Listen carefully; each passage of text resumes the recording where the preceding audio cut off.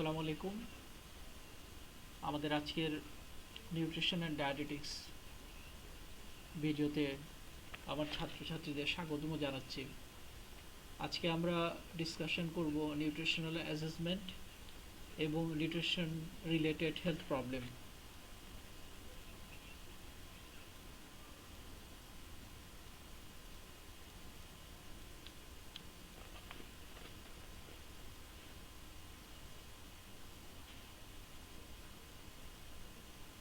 সবাইকে স্বাগতম জানাচ্ছি আমার আজকের লাইভ ভিডিওতে। আজকে আমরা শুরু করব। আমরা জানি যে সবার কাছে বই আছে, আমার কাছে বই আছে। বইয়ে আমরা শুরু করব আজকে 131 পাতা থেকে। আমরা আজকে শুরু করব 131 পাতা থেকে, যেটা হচ্ছে write down the sign that suggest nutritional imbalance. আমরা শুরুটা করব আজকে 131 পৃষ্ঠা, যেখানে নিউট্রিশনাল ইমব্যালেন্স অর্থাৎ আমাদের পুষ্টির ভারসাম্যহীনতা যেখানে আলোচনা করা হয়েছে। আর আমি সাথে আজকে বই রেখেছি। আমি হয়তো সব প্রশ্ন আলোচনা করব না, আমার কাছে যেগুলো ইম্পর্টেন্ট মনে হবে আমি সেগুলোই আলোচনা করব, আর যেগুলো কঠিন মনে হবে সেগুলো নিয়ে আমি কথা বলবো। যেগুলো সহজ সেগুলো তোমরা পড়ে নিও। তো চলো শুরু করা যাক। আজকের প্রথমে হচ্ছে যে নিউট্রিশনাল ইমব্যালেন্স। নিউট্রিশনাল ইমব্যালেন্স আমরা একটা ছক আকারে লিখতে পারি। এখানে আমরা বইতে দেখছি যে আছে মানে পুষ্টির ভারসাম্যহীনতা কেন, কিভাবে হয়, মানে এটার চিহ্নটা কি, আমরা কিভাবে বুঝতে পারবো যে দেহের মধ্যে পুষ্টির ভারসাম্য হচ্ছে। এখানে মোট টেবিল আকারে মোট 10টা। তোমরা প্রথমে এরিয়া অফ কনসার্ন মানে দেহের যে বিভিন্ন এরিয়াগুলো আছে, যেমন hair, head and neck, eyes, skin, nails, mouth, তারপরে অ্যাবডোমেন, হার্ট, হ্যাঁ, তারপর নিউরোলজিক অ্যান্ড মাস্কুলোস্কেটাল এক্সট্রিমিটিস। এগুলো তোমরা আগে ভালো করে পড়ে নিও।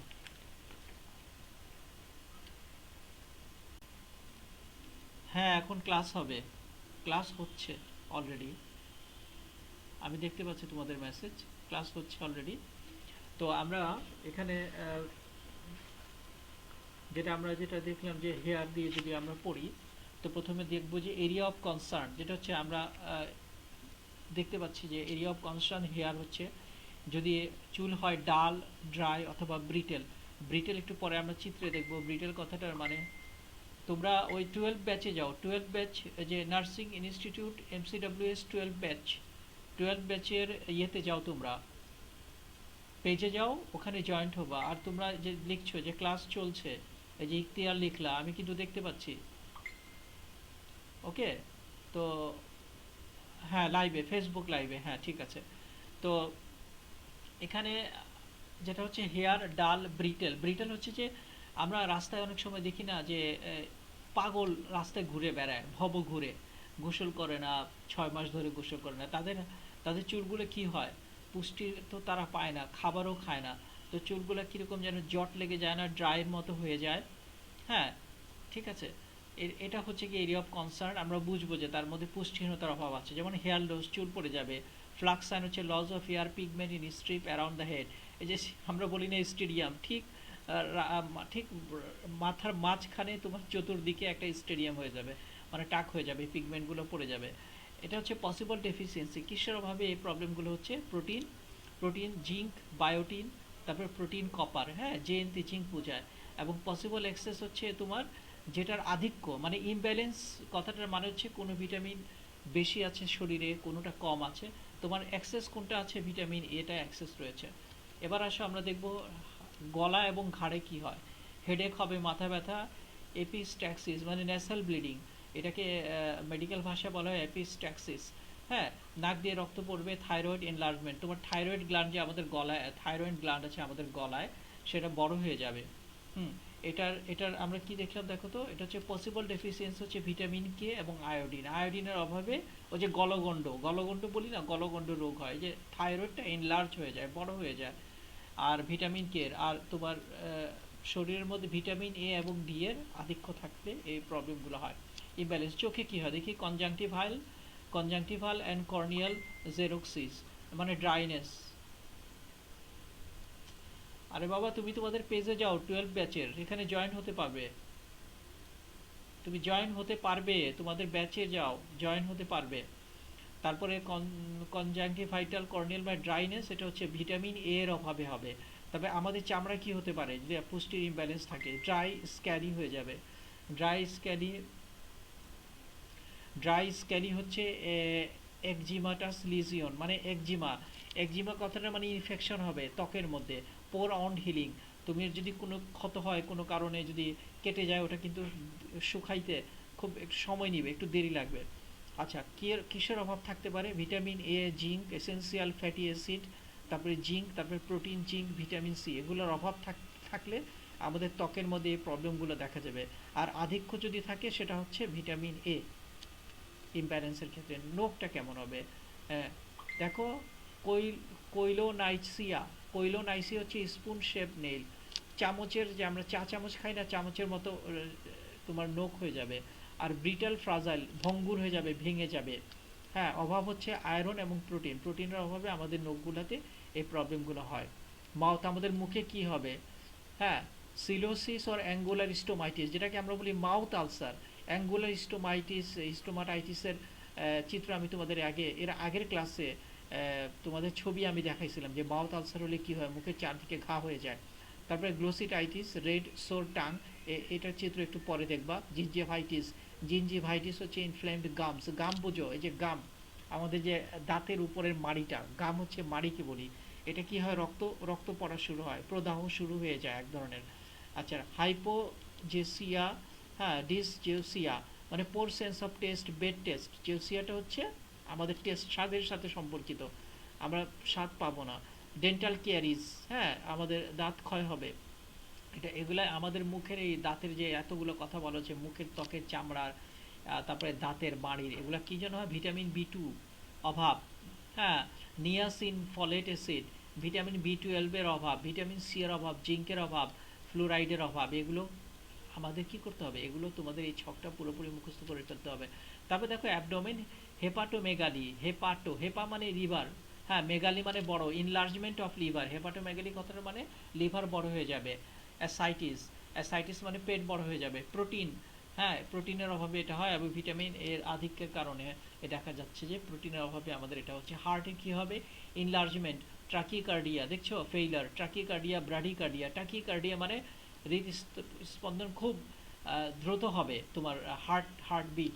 হ্যাঁ, তারপরে হার্ট ফেইলার হবে, ইনলার্জমেন্ট, হার্ট বড় হয়ে যাবে। সাডেন ফেইলার, হঠাৎ করে হার্ট অ্যাটাক হবে, ডেথ, মৃত্যু হতে পারে। অ্যারিথমিয়া, অ্যারিথমিয়া হচ্ছে যে জাস্ট লাইক আ ট্রাকিকার্ডিয়ার মতো, যে অ্যাবনর্মাল হার্টবিট, তুমি রিদমটা কখনো বাড়বে কখনো কমবে। এই যে ফিজিক্যাল কন্ডিশন, এই মেডিকেল কন্ডিশন, এটাকে বলা হয় অ্যারিথমিয়া। হ্যাঁ, তারপর হাইপার টেনশন মানে উচ্চ রক্তচাপ, হাইপার টেনশন কথাটার মানে উচ্চ রক্তচাপ। এটা কার অভাবে হবে? ভিটামিন বি 1, সেলেনিয়াম, হ্যাঁ, ম্যাঙ্গানিজ, হ্যাঁ, তারপরে দেখো সালফার, ক্যালসিয়াম, এগুলোর অভাবে কি হবে? আমাদের হার্টের এই প্রবলেমগুলো হতে পারে। নিউরোলজিক, আমাদের দেখো ব্রেইন বা মাথার সাথে উইকনেস, দুর্বলতা, ট্রেমর, কাঁপাকাঁপি, হাত লিখলে হাত কাঁপে, দাঁড়াইলে হাত কাঁপে। আমরা অনেক সময় দেখি না, অনেক বয়স্ক লোক লাঠি নিয়ে চলে, তারপরে হাত কাঁপে, কোনো কিছু ধরতে গেলে হাত কাঁপে। এটা আমাদের দক্ষিণ এশিয়ার একটা রোগ আর কি, আমাদের এশিয়াতে এই রোগটা দেখা যায়, এটাকে বলা হয় ট্রেমর। ডিক্রিজ টেন্ডন রিফ্লেক্সেস, এই যে আমাদের যে টেন্ডনগুলো আছে, যে মাসেলগুলো, আমি হাত উঁচু করে দেখাচ্ছি, এগুলো রিফ্লেক্সটা করবে না। ইট টেক্স টাইম, তোমার সময় লাগবে কোনো কিছু ধরতে, কোনো রিফ্লেক্স হতে, অর্থাৎ কেউ যদি তোমার দিকে কোনো কিছু ছড়ে মারে, তুমি কি করবা? তুমি হাত পা দিয়ে বাঁচানোর চেষ্টা করবা। দিস ইজ কল্ড রিফ্লেকশন, মানে ক্রিয়ার একটা প্রতিক্রিয়া, যে কোনো কিছু ক্রিয়ার একটা প্রতিক্রিয়াকে বলা হয় রিফ্লেক্সেস। তো টেন্ডন কথাটার মানে কি? যে আমাদের জয়েন্টের মধ্যে টেন্ডন আছে, এটা কি স্লো কাজ করবে। তারপরে ডিসওরিয়েন্টেশন, এই যে ঠিক মতো কাজ করবে না। ডিসওরিয়েন্টেশন মানে যে জিনিসটা, যে ডান হাতটা ডান দিকে যাচ্ছে, বাঁ হাতটা বাম দিকে যাচ্ছে, it takes time to work at a right way. হ্যাঁ, এটা হবে। তারপরে ড্রাউজিনেস, তুমি জানো ড্রাউজিনেস কথাটার মানে হচ্ছে যে তন্দ্রাচ্ছন্ন ভাব। লেথার্জি, লেথার্জি কথাটার মানেও তোমরা জানো যে গাছাড়া ভাব। ডিপ্রেশন, হতাশা আসবে। ভিটামিন, এটা কার অভাবে হয়? Vitamin C, B 1, B 6, B 12, vitamin B এর সবগুলো এখানে আছে। তারপরে ম্যাগনেসিয়াম, দেখো ম্যাগনেসিয়ামের মধ্যে আছে ভিটামিন বি 1, আবার বায়োটিনও আছে। আর আধিক্য হলে ভিটামিন এ এবং ডি এর আধিক্য হলেও এই বিষয়গুলো আমাদের এই ধরনের সিমটম আমরা পেতে পারি। 10 নম্বর হচ্ছে মাসকিউলো স্কেলেটাল এক্সট্রিমিটিস, এটা হচ্ছে ইডিমা। ইডিমা কথাটা মানে যে শরীরে পানি আসলে ফুলে যায়, বিশেষ করে পা ফুলে যায়। বোন অ্যান্ড জয়েন্ট টেন্ডারনেস, বোনে এবং জয়েন্টের মধ্যে ধরলে ব্যথা করবে। নক নি, হ্যাঁ। তারপরে বাউড লেগস, ফ্রাজিল বোনস, মানে এই যে ধরো যে একজন বিকলাঙ্গ লোকের যে অবস্থা হয়, মানে হাত পা উঠতে, নামাজ পড়তে সমস্যা হবে, উঠতে বসতে সমস্যা হবে, হ্যাঁ। এগুলা তোমার মাস্কিউলোস্কেলেটাল প্রবলেমগুলো হবে কিসের অভাবে? Protein, vitamin B 1, vitamin C or D, হ্যাঁ, ক্যালসিয়াম, তার ভিটামিন বি, ক্যালসিয়াম।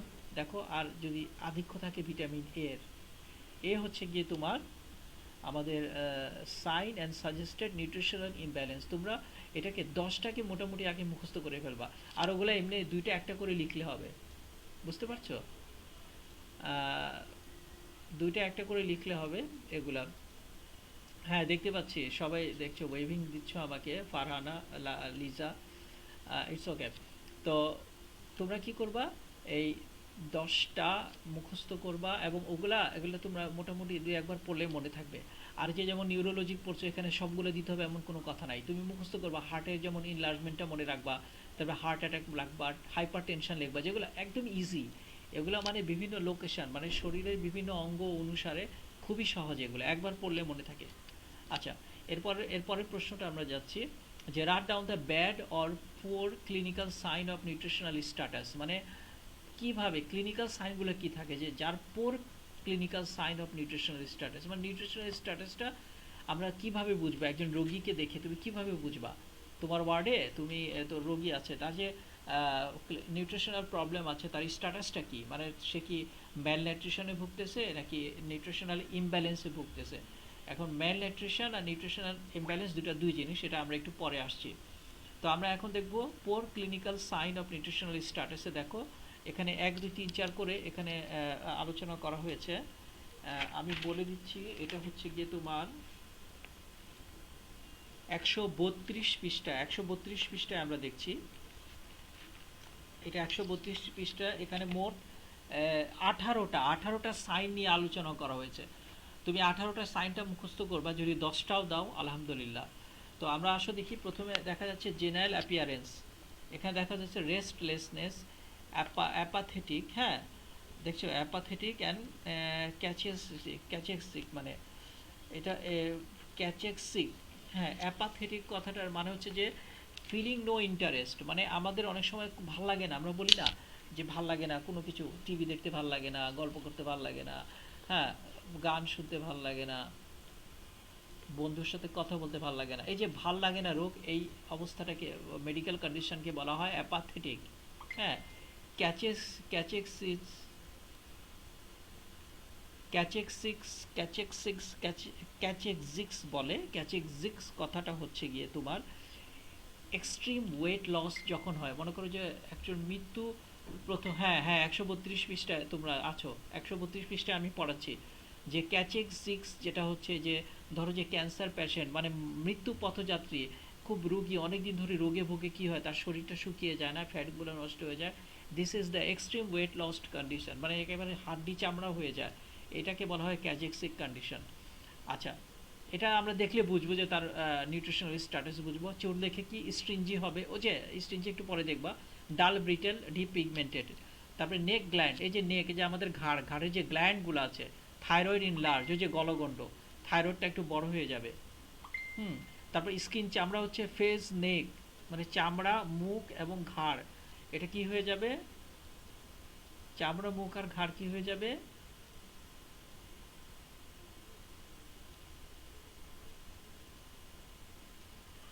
দেখো গ্রিজি, গ্রিজি মনে হচ্ছে তৈলাক্ত, ডিসকালার্ড, ত্বকের কালার চলে যাবে।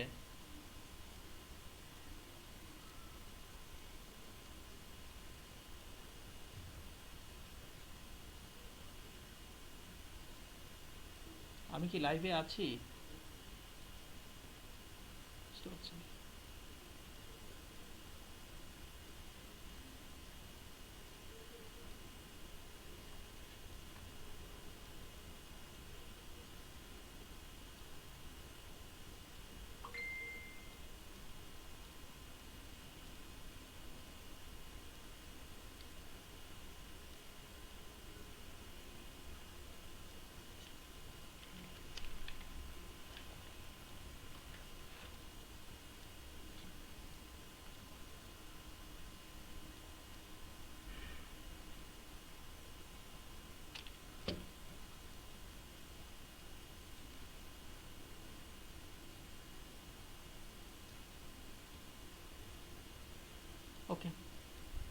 তো নেক গ্রিজি ডিসকালার্ড হয়ে যাবে, স্ক্যালি হয়ে যাবে। আমরা যে গ্রিজি যেটা বললাম যে ব্রিটাল হেয়ার, এই হেয়ারটা আমরা একটু দেখতে পাচ্ছি, এই ব্রিটাল হেয়ারটা, হেয়ারের কি অবস্থা দেখো।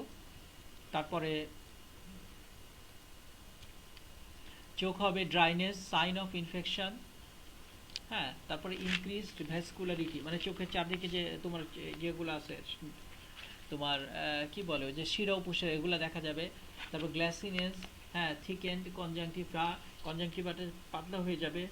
লিপস থ্রোট হবে, ড্রাই হবে, স্ক্যালি হবে, সোয়ালেন ফুলে যাবে, অ্যাঙ্গুলার লিজিয়ন মানে স্টোমাটাইটিস, ওই যে যেটা বললাম যে ঠোঁটের মধ্যে তোমার ইয়ে হবে, ওই যে ফোসকা হবে, যেটা আলসার বলি আমরা যেগুলোকে। টাং টাং হবে, প্যাপিলারি অ্যাট্রফি, মানে মাঝখানে অনেক সময় দেখা যায় জিহ্বার মাঝখানে উঠে যায় চামড়া, এই অবস্থাকে বলা হয়। স্মুথ অ্যাপিয়ারেন্স থাকবে। তারপরে সোয়ালেন ফুলে যাবে, রেড বিফি, গ্লোস্টাইটিস, একটু পরে তোমরা ছবিতে দেখবে।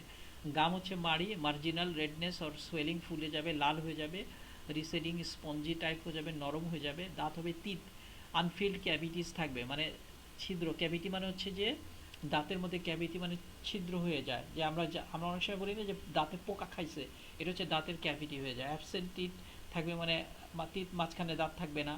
তারপরে ওর্ন সারফেস থাকবে, মোটাল থাকবে, মাল পজিশন মানে এবড়ো থেবড়ো দাঁত থাকবে। তারপরে স্কিন হবে জেনারেল হবে রাফ, মানে সুন্দর না। ড্রাই, স্ক্যালি, পেল, পেল তো বোঝো বিমর্ষ, পিগমেন্টেড এবং ইরিটেটেড, মানে ত্বকও সুন্দর হবে না এবং চুলকানি থাকবে ত্বকে। অ্যাবডোমেনটা কি হবে, সোয়ালেন, পেটটা ফোলা থাকবে। এটা হচ্ছে বাচ্চাদের দেখে আমরা বুঝতে পারি যে। আর লেগ, পা হবে এডিমা, টেন্ডার ক্যাপ এডিমা তো বললাম যে পায়ে পানি আসবে, পা ফোলা থাকবে, পায়ের মধ্যে তোমার টিপ দিলে এটা দেবে যাবে। টিংলিং, উইকনেস, এগুলো আমরা একটু পরে দেখবো জিনিসটা। এখন ছবি তো, এখন ফারহানা ছবি দেওয়ার কোনো সময় নাই, এখন পরে তুমি ছবি দাও। স্কেলেটন হচ্ছে তোমার দেখো আমাদের কি হবে, বাউল এজ হয়ে যাবে, নক নি হয়ে যাবে। আমরা ঝুঁকে অনেক সময় দেখবা যে অনেক মানুষ বৃদ্ধ হয়ে গেলে খুব একটু ঝুঁকে যায়। তো অনেক বাচ্চা দেখবা যে আর পুষ্টির অভাবে তার কিন্তু স্কেলেটনটা মানে ফার্মটা, একটা যে ফার্ম আছে সেটা, ফার্ম যেটা আছে, অর্থাৎ আমরা যে দণ্ডায়মান সোজা যে একটা ফ্রেম আছে আমাদের স্কেলেটনে, এটা একটু পুজো হয়ে যাবে। চেস্ট ডিফর্মিটি হবে, দেখে ডিফর্ম হয়ে যাবে চেস্টটা, ডায়াফ্রামটাও এরকম হয়ে যাবে আমরা। বেডেড বেডেড রিবস হয়ে যাবে, আমরা একটু পরে দেখবো। প্রমিনেন্ট স্ক্যাপুলাস হয়ে যাবে। স্ক্যাপুলা তো জানো আমাদের এই যে দুইটা আমাদের ঠিক পিঠের পিছনে, আমরা যেটাকে বলি দিস ইজ কল্ড দ্য, মানে পুরীর ডানার মতো আছে আমাদের দুইটা হাতের ওই দিকে স্ক্যাপুলাটা। তো সেগুলো কি হবে, প্রমিনেন্টে দেখা যাবে। স্ক্যাপুলা যখন খালি গায়ে থাকবে তাহলে পুরো স্ক্যাপুলাটা বোঝা যাবে যে দুই দিকে দুইটা আছে বড় বড়। হ্যাঁ, একটা ফ্ল্যাট বোন যেটাকে আমরা বলি, স্ক্যাপুলা একেবারে ফ্ল্যাট, একটু ইয়ে থাকে। তারপর দেখো 14 নম্বর, ওয়েটটা কি হবে, ওভার ওয়েট হবে অথবা আন্ডার ওয়েট হয়ে যাবে। হয় ওভার ওয়েট হবে, না হলে আন্ডার ওয়েট হয়ে যাবে। এই দেখো এটা হচ্ছে এডিমা, আমরা এডিমার একটা ছবি দেখতে পাচ্ছি, যে পায়ের মধ্যে পানি চলে এসছে, এখন টিপ দিলে দেবে যাচ্ছে।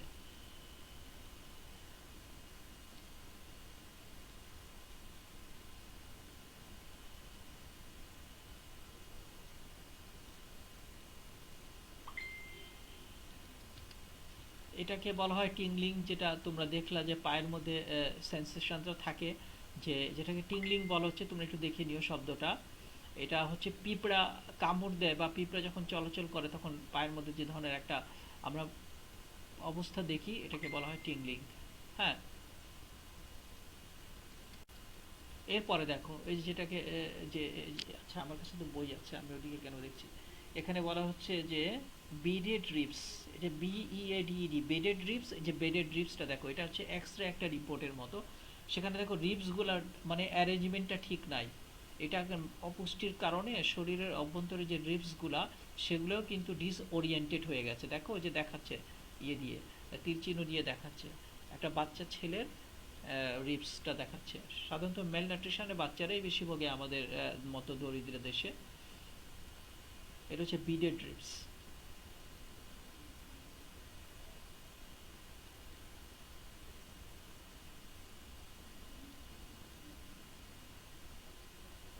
রিপস তো জানো আমাদের পাঁজরের হাড়কে বলা হয় রিপস।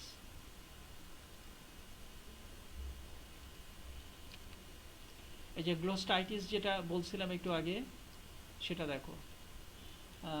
এটা হচ্ছে গিয়ে টিংলিংটা তোমরা দেখলা, রাফ, এটা টাঙের মধ্যে গেছে, তিত, গাম গাম। যে ছবিটা দেখছো এটাকে বলা হয় প্যাপিলারি অ্যাট্রফি। যে ছবিটা তোমরা দেখছো এটাকে বলা হয় প্যাপিলারি অ্যাট্রফি। দেখো মাঝখানে তোমার ইয়েতে উঠে গেছে, চামড়াটা উঠে গেছে মনে হচ্ছে। হুম, এটা হচ্ছে প্যাপিলারি অ্যাট্রফি।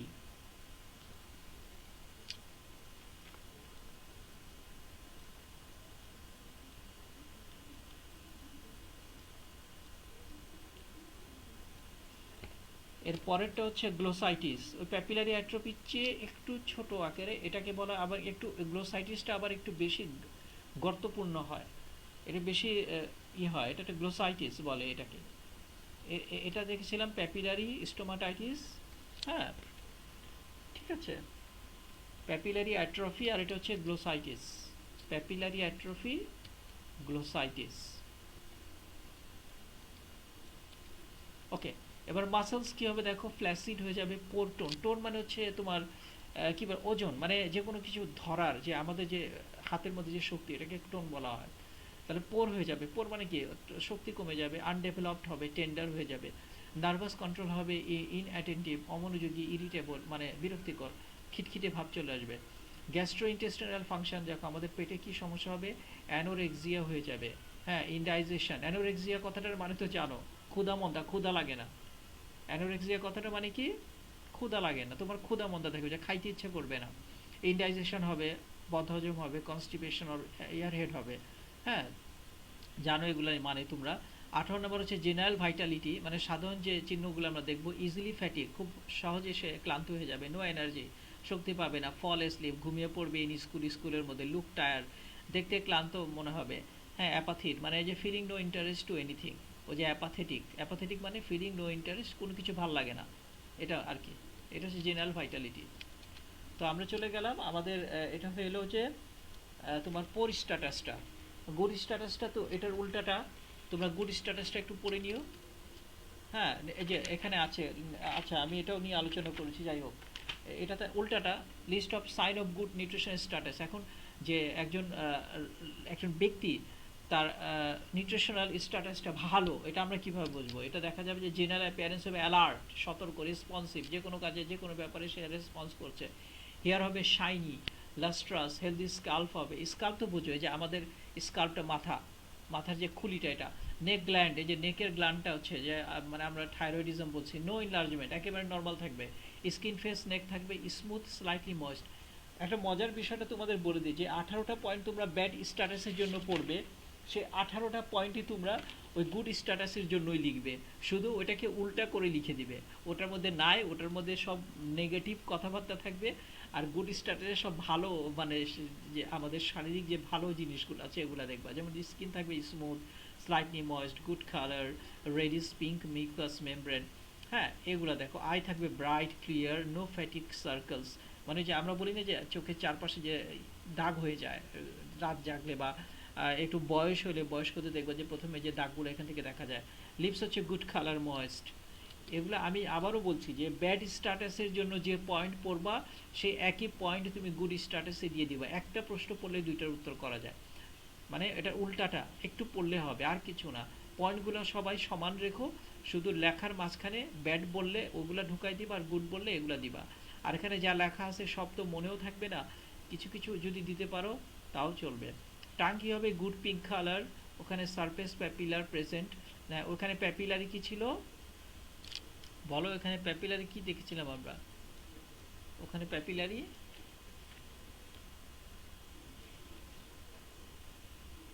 হুম, প্যাপিলারি অ্যাট্রফি ছিল। আর এখানে আমরা দেখব যে প্যাপিলারি প্রেজেন্ট, প্যাপিলা প্রেজেন্ট থাকবে, নো লিজিয়ন, কোনো লিজিয়ন থাকবে না।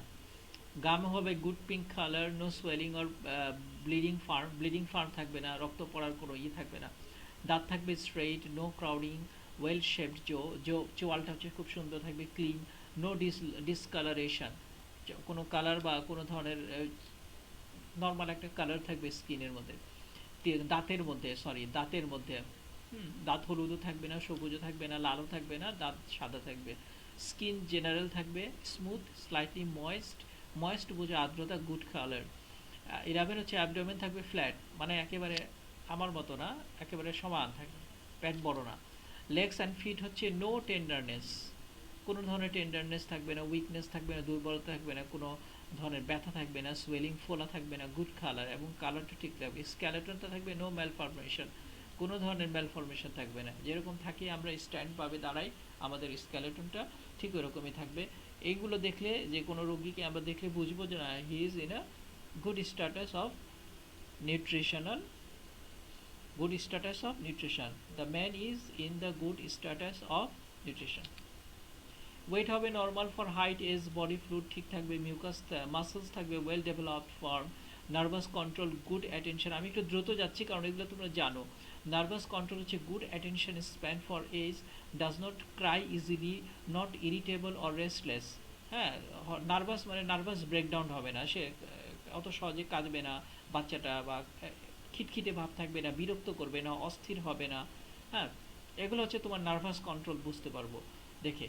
সাধারণত অপুষ্টি এবং অপুষ্টি সাধারণত বাচ্চার 1 থেকে 5 বছর বয়সী বাচ্চাদের মধ্যেই বেশি দেখা যায় এটা, আর আমাদের দরিদ্রতার মধ্যে সেটা আরও বেশি দেখা যায় গ্রামাঞ্চলে, যেখানে মানুষের জীবন মানটা খুব নিচের দিকে আছে এবং ক্রয় ক্ষমতা কম।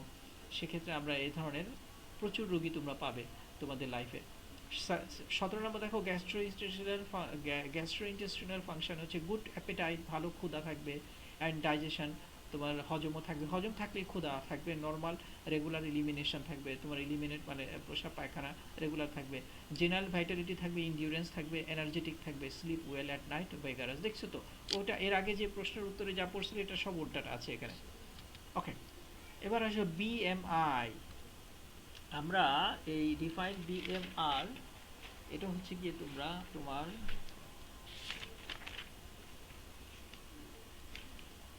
137 পৃষ্ঠা, ডিফাইন বিএমআর। আমরা এখন 137 পৃষ্ঠায় যাচ্ছি।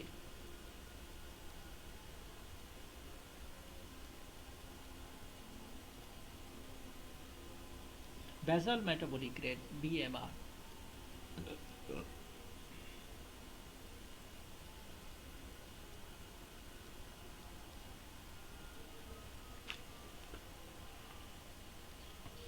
বইটা হাতে আছে আমার। ওকে, বিএমআর কথাটার মানে হচ্ছে বেসাল মেটাবলিক রেট, এটা পড়তে হবে। The amount of minimum energy required to carry on the basic involuntary work of the body is known as basal metabolic rate. এটা আগেও বলছিলাম যে আমাদের শরীরের ন্যূনতম যে ক্যালোরিটা দরকার আমাদের শরীরের, মানে হাঁটা উঠে হাঁটা চলা করা, কথা বলা, কোনো কাজ করার জন্য ন্যূনতম যে এনার্জিটা দরকার সেটা হচ্ছে বেসাল মেটাবলিক রেট। ঠিক আছে, এইটাই হচ্ছে গিয়ে আমাদের বেসাল মেটাবলিক রেটটা কি, এটা তোমরা ওইটুকু লিখতে পারো যেখানে বিএমআর আমি দিয়ে দিয়েছি, আবার নিচেরটা লিখতে পারো basal metabolic rate and the closely related resting metabolic rate RMR is the amount of energy expended daily by human. প্রতিদিন আমরা যেটা এক্সপেন্ড করি, খরচ করি, and other animals at rest. হ্যাঁ, rest is defined as existing in a neutrally temperature environment while in the post absorptive state. In plants different, দরকার নেই তোমরা উপরেরটাই পড়বা। The amount of minimum energy required to carry on the basic involuntary work of the body is known as basal metabolic rate. What is the BMR? এইটুকু লিখলে হবে। আচ্ছা, এবার আমরা দেখব যে বেসাল মেটাবলিক রেটটা আমাদের কোন জিনিসটাকে এফেক্ট করে, ফ্যাক্টরটা, এটার mention the factor affecting basal metabolic rate. অর্থাৎ এই বেসাল মেটাবলিক রেটটা মানে ন্যূনতম যে এনার্জি আমাদের দরকার এগুলা, এটা কোন কোন জিনিসের উপর আমাদের এফেক্ট করে। প্রথমটা হচ্ছে sex. Women have 6 to 10% lower basal metabolic rate when compare to men. অর্থাৎ একজন নারী এবং পুরুষকে যদি আমি তুলনা করি তাহলে একজন নারীর বেসাল মেটাবলিক রেটের পরিমাণ কম, 6 থেকে 10% কম পুরুষের তুলনায়। The influence of sex hormone accounts for the difference. এটা সেক্স হরমোন, আমাদের যে সেক্স, যেমন আমাদের যে টেস্টোস্টেরন আছে, তোমাদের যে প্রোজেস্টেরন আছে, হ্যাঁ, এটা আমাদের তুলনায় তোমাদের সেক্স হরমোনটা কম উৎপাদন হয়, এই কারণে বেসাল মেটাবলিক রেটটাও কম। 2 নম্বর age. The BMR is highest during the first 2 years of life. অর্থাৎ বেজাল মেটাবলিক রেট, শরীর নিজে নিজে এনার্জিটা যে তৈরি হয়ে যায়, এটা জন্মের পর থেকে 2 বছর পর্যন্ত, বয়স পর্যন্ত এটা খুব হাইয়েস্ট থাকে প্রতিটা মানুষের জীবনে। আচ্ছা, আজান দিচ্ছে, we are experiencing some sound. So আমার মনে হচ্ছে যে তোমাদের সমস্যা হচ্ছে না।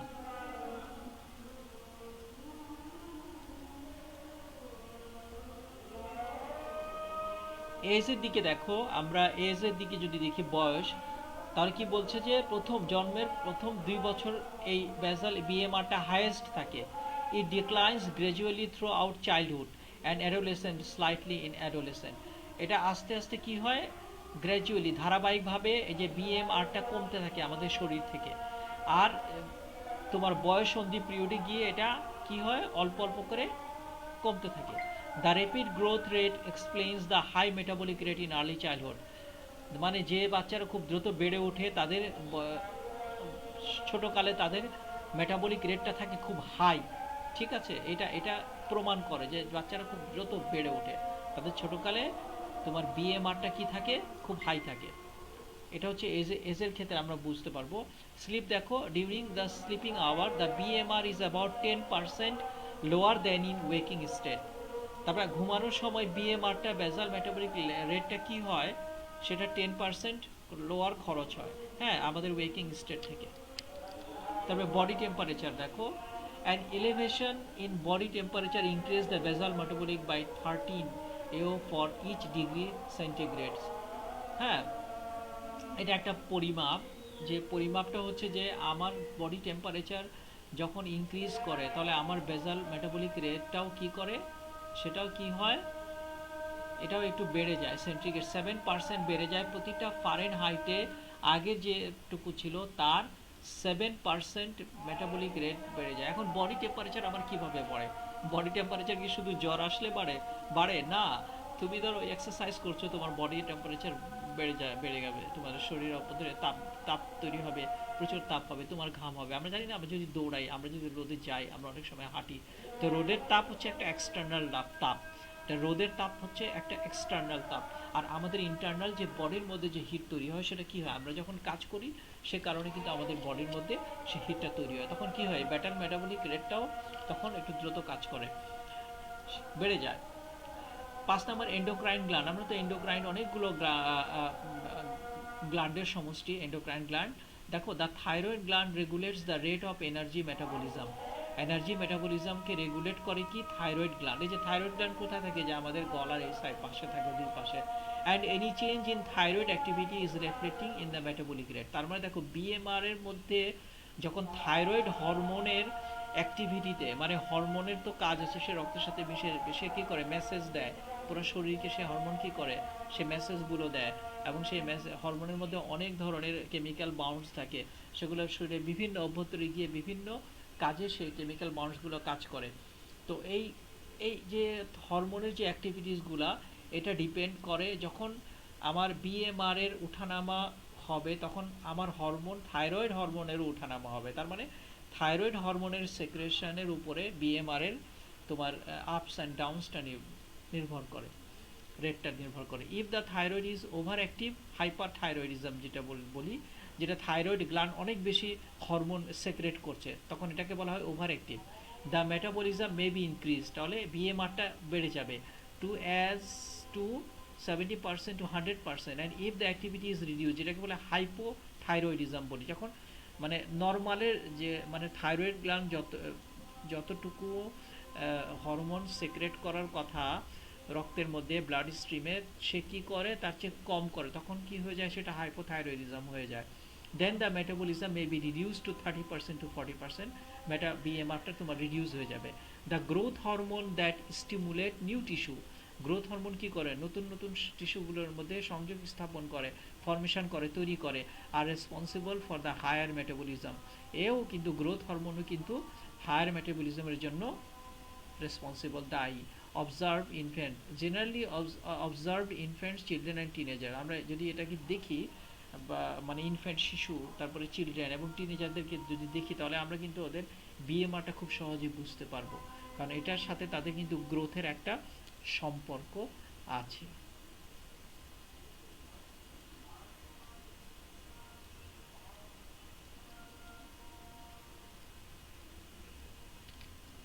ওকে, 6 নম্বর, when the persons are severely under nourished, যদি কোনো ব্যক্তি খুবই অপুষ্টিতে ভোগে, there is destruction of body tissue, তার বডি টিস্যুগুলো ধ্বংস হয়ে যাবে, which lower the basal metabolic rate, সেটা কি করে দিবে, তার বিএমআরকে, বেজাল মেটাবলিক রেটকে কি করে দিবে, কমিয়ে দিবে, লোয়ার করে দিবে। প্রেগনেন্সি দেখো, খুব গুরুত্বপূর্ণ একটা বিষয় প্রেগনেন্সি, একটা প্রকৃতির একটা তোমার আমাদের নর্মাল ফিজিওলজিক্যাল অ্যাক্টিভিটিস, যেটা যেটা নারীদের ক্ষেত্রেই হয় প্রেগনেন্সি, পুরুষরা প্রেগনেন্ট হয় না।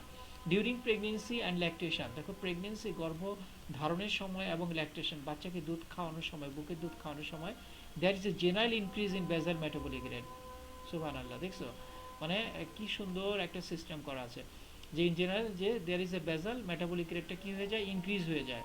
During the last ট্রিমিস্টার the basal metabolic rate increase from 1.5 থেকে 25%, মানে লাস্ট ট্রিমিস্টার, যে শেষ 3 মাসে।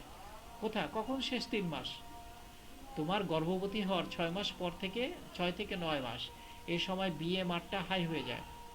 This increase can be accounted for almost entirely by increase in the weight of women and high rate of metabolism, কারণ তখন কিন্তু এটা এটা তৈরি হয়ে যায়, কারণ তখন একজন নারী কিন্তু তার সত্তার সাথে, দেহের সাথে আরেকটা প্রাণকে সে ধারণ করে, তার ওয়েটটা তখন এমনিতেই বেড়ে যায়। অনেক সময় দেখবো যে গর্ভবতী অনেক মেয়ে দেখবো যে মোটা হয়ে যায়, চেনা যায় না, শরীরে পানি চলে আসে, বা বিভিন্ন কারণে চেহারার আদলটা অনেক সময় চেঞ্জ হয়ে যায়। তো এগুলোর কারণে কি হয়, ব্যাটাল মাজা বিএমআরটা ইনক্রিজ হয়ে যায়। ক্লাইমেট দেখো, আবহাওয়ার কারণে এটি হয়, যেমন depending on the climatic condition also the বেজাল মেটাবলিজম ইনক্রিজেস অর ডিক্রিজেস। ওরে বাবা, আমাদের জলবায়ুর কারণেও, মানে আবহাওয়ার কারণে, মানে কোন আবহাওয়াতে, আমি কি ঠান্ডা আবহাওয়া আছি, আমি কি খুব গরম ক্লাইমেটে আছি, হট ক্লাইমেটে আছি, নাকি আমি মাইল্ড ক্লাইমেটে আছি, নাতিশীতোষ্ণ ক্লাইমেটে আছি, ট্রপিক্যাল রেইনফল, যেটা আমাদের দেশ হচ্ছে ট্রপিক্যাল, হ্যাঁ, যেটাকে আমরা বলি নয় অতি শীত, নয় অতি উষ্ণ, নাতিশীতোষ্ণ, হ্যাঁ। তাহলে কি হচ্ছে, এ ধরনের জলবায়ু বা এ ধরনের আবহাওয়া আমাদের বিএমআরকে প্রভাবিত করে। The thyroid gland can adjust to the climatic change, ওরে থাইরয়েড গ্ল্যান্ডের মধ্যে এ ধরনের একটা মেকানিজম আছে, তারা কি করে, বাহিরের তাপের সাথে দেহের তাপকে তারা ব্যালেন্স করে, থাইরয়েড গ্ল্যান্ড, ঠিক আছে।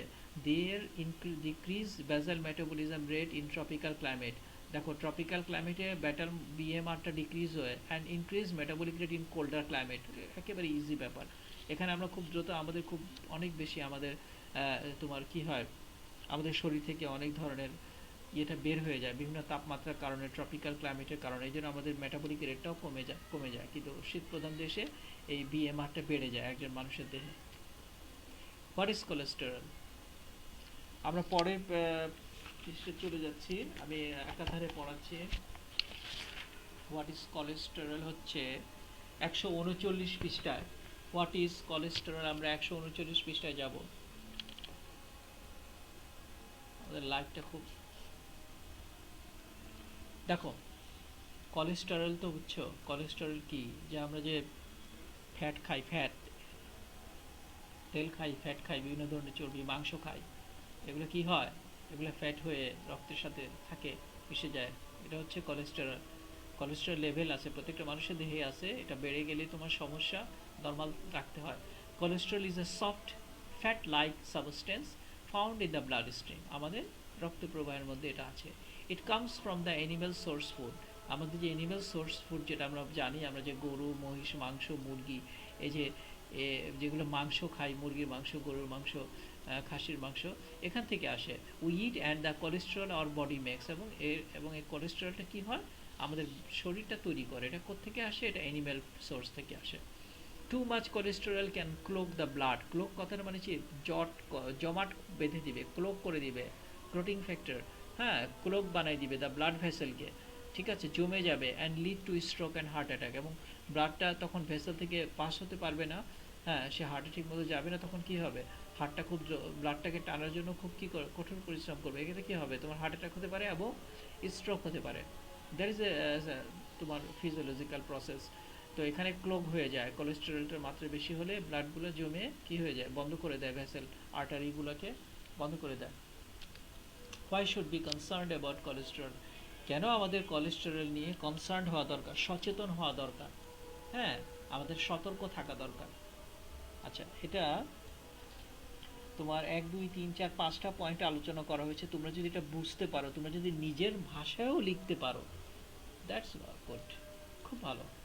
এখানে এমন কিছু বলা হয় না। যেমন দেখো, প্রথমটা বলা হচ্ছে ম্যানুফ্যাকচার বাইল সল্ট। ম্যানুফ্যাকচার তৈরি করে বাইল সল্ট। কোলেস্টেরল কি করে? বাইল সল্ট তৈরি করে। আমরা দেখি বাইল সল্টটা কোথায় কি করে। About 80% of cholesterol is used by the liver to help produce bile salt. তাহলে আমরা যে কোলেস্টেরল আমাদের শরীরে তৈরি হয় তার 80%ই কি হয়? লিভার এটাকে ব্যবহার করে কি করে? বাইল সল্ট তৈরি করে। বাইল সল্টের কাজ কি? Are stored in the gall bladder, আমাদের গল ব্লাডারে থাকে, and used to help in the digestion and absorption of fat in the diet. এই বাইল সল্টটা আমাদের, আমরা যে খাবারটা খাই, যে আমাদের ইন্টেস্টাইনে যে খাবারটা যায়, এই বাইল সল্টটা তখন সেক্রেট হয়, লিভার থেকে সেক্রেট হয়ে আমাদের ইন্টেস্টাইনের খাবারের সাথে মিশে সে কি করে? সে আমাদের ডাইজেশনে সেটাকে অ্যাবজর্ব করে, সে খাবারকে অ্যাবজর্ব করে, ডাইজেশনে সহায়তা করে, এবং সাথে সাথে সে আমাদের যে ফ্যাটটা এটাকেও অ্যাবজর্ব করে। ঠিক আছে? তাহলে এটা হচ্ছে বাইল সল্ট তৈরি হয়। প্রডিউস হরমোন, হরমোন তৈরি করে। দেখো, দেখছো এই কোলেস্টেরল ব্যাটা কত উপকারী। Provides the basis of several important steroid hormones. Several important steroid hormone produce in the adrenal gland. Adrenal gland কোথায় আছে জানো? যে আমাদের দুইটা কিডনির মুখের উপরে যে গ্ল্যান্ড আছে, অ্যাড্রেনাল গ্ল্যান্ডের মধ্যে কি করে? সে অ্যাড্রেনাল গ্ল্যান্ডের মধ্যে খুব আমাদের অতি গুরুত্বপূর্ণ কিছু হরমোন তৈরি করে। ওভারিজে তৈরি করে, অ্যান্ড টেস্টিসের মধ্যেও সে এই হরমোন, টেস্টিসের মধ্যে কি যায় আমাদের বলো?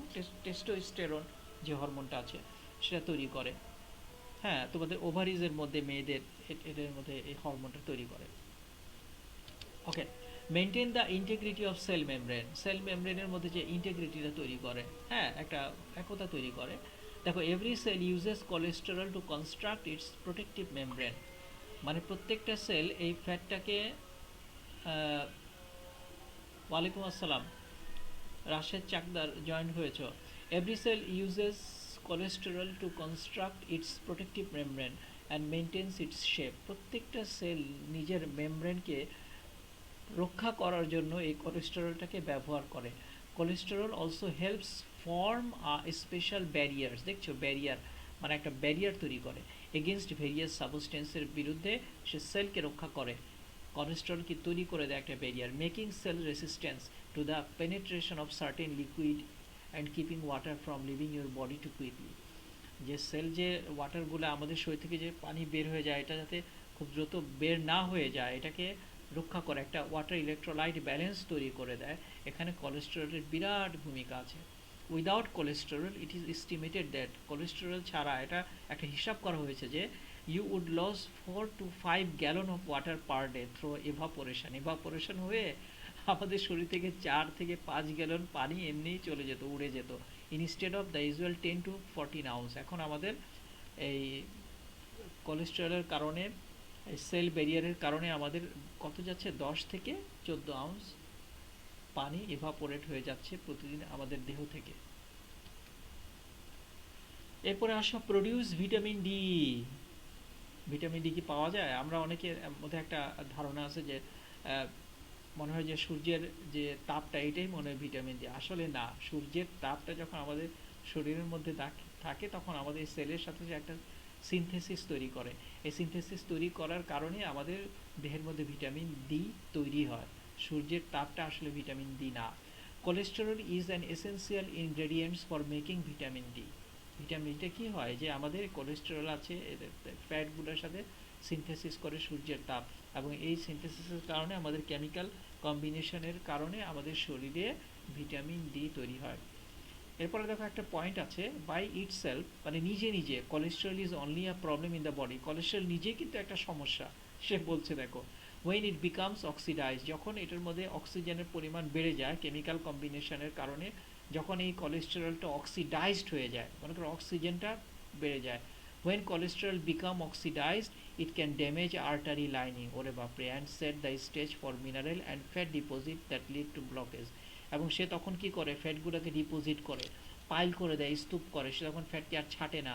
ফ্যাটকে সে আগে চেয়ে কি করে? সে ফ্যাটগুলো, কোলেস্টেরলগুলো কি ফ্যাটে পরিণত হয়, এবং আর্টারি লাইনগুলো, যে আর্টারি যে যে আমার শিরা উপশিরা যেগুলো আছে ওগুলোতে গিয়ে সে কী করে, জমাট বাঁধা শুরু করে এবং ব্লকেজের কারণ হয়। Okay, how will we prevent or decrease high cholesterol in the blood? এটাও 139 পৃষ্ঠায় আছে, এটা তোমরা দেখো 139 পৃষ্ঠায় আছে। এখানে অনেকগুলো পয়েন্ট আছে, পয়েন্টগুলো দেওয়া আছে increase fibre, increase exercise, follow the suggestion, তিনটা, তারপরে আছে ফলো দ্য সাজেশন, তিনটা আছে। প্রথমে বলতেছে ইনক্রিজ ফাইবার, ফাইবারটা বাড়িয়ে দিতে হবে, ফাইবার যে যে যে খাবারে ফাইবার আছে ওগুলো খেতে হবে, আর এক্সারসাইজ করতে হবে, এবং কিছু সাজেশন দেওয়া আছে। এটা খুব সহজ। যেমন আমরা দেখি তিনটা পয়েন্টের ভিতরে আবার সাব পয়েন্টগুলো আছে। যেমন ইনক্রিজ ফাইবারের মধ্যে প্রথমে হচ্ছে whole wheat bread. Whole wheat bread তোমরা জানো, তো এর আগে আমি ছবিও দেখাইছি। এটা খেতে হবে, একটু তোমার বাদামি কালারে থাকে। হট সিরিয়াল থাকে, ওটমিল। ওটমিল কি, এটা এর আগেও তোমরা জানো, এটা হট সিরিয়াল খেতে হবে। এটা এটা এগুলোতে খুব ফাইবারের পরিমাণ থাকে। আর শাকসবজি তো আছে, এগুলোতে ফাইবারই পাওয়া যায়।